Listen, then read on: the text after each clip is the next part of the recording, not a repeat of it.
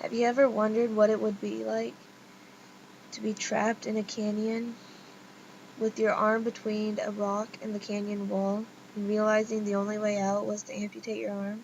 Well, Aaron Ralston, a 27-year-old man, found out. Aaron Ralston is an experienced hiker and canyoneer.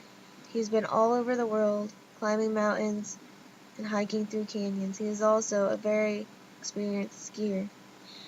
In this book, he is in Utah in the Blue John Canyon, hiking through it. His intentions were a 5-day trip through the canyon and back. He had everything planned out, where he was going to go and what he was going to do, and how long it would take. On the first day, he's walking to the canyon and meets two people, Megan and Christy. They become friends, and he continues to walk with them. They start climbing through the canyon, and they get to a point to where they would need to split up. Megan and Christy have plans to go to a party that night, and then invite Aaron to go with them. He says no, he wanted to do what he was doing. He wanted to finish his trip through the canyon. But Aaron compromises and says he'll head to a certain point and then double back and meet them at the party. They agree and split their separate ways. As he's getting further and further away from the point to where he split up with them, one of his steps causes a rock to shift in its position and fall from its point above him. In a panic, he puts his arms up over his head and the rock pins his right arm to the wall. He starts freaking out, and in a panic, he just tries to move the rock. In a burst of adrenaline, he manages to move it a little bit, but it causes more pain than from the rock hitting him. He manages to move the rock back, and he starts to panic. And then, after all that took place over about 30 minutes, he realizes that he's thirsty, and he hurries and drinks about a third of his water supply. He stops, realizing how stupid that was, and decides that he needs to ration it out. He calms down a bit and rations out his water and what food he had with him. Then he started to brainstorm ways to get out of the canyon. The first way he tries is to take his knife and slowly chip away at the rock to try to free his arm.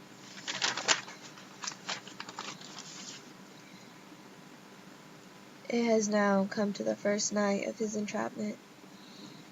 During this first night, he realizes that he's got a light and he uses it, and he's thankful that he remembered to bring it. He continues to chip away at the boulder, but then realizes how pointless it is. He then tries to carve out the wall. Instead, it doesn't make much of a difference. When that doesn't work, he thinks about amputation again. But he thinks about the amputation, but he dismisses the idea because he does not know how he would start, and he knows that he won't be able to cut through his bones. He then tries to make a chisel using his knife and a rock he found at his feet, and makes a little more progress than just chipping away at the boulder with a knife. After he's getting tired of just sitting on the rock, he tries to make a seat out of a harness, ropes, and some climbing equipment in his bag. He succeeds, and at regular intervals changes between sitting in the harness and sitting on the rocks. He has made it through the first night. The second day, he started to become more pessimistic about his situation. He started to think about the different ways he could die, and this is the first time he seriously considered amputation, figuring out how he would do it and how he would stop the bleeding, but dismisses the idea again because he did not know how to get through his bones. And the second night was colder than the first. He makes it through, but barely. On day 3, he's deciding what to do, and he prays for the first time. He then started to try to figure out how much the rock weighed in an attempt to move it. He decides that it weighs about 6 times more than he does. And by now he's starting to really struggle with dehydration. He tries using a pulley system to move the boulder. It does not work. The third night was like the first two, very cold, struggling to make it through. Now it is the fourth day, and throughout this time he's been making a video journal. In case that he died and people found his body, he wants them to know what he had been through and who he was. He is now attempting to start an amputation.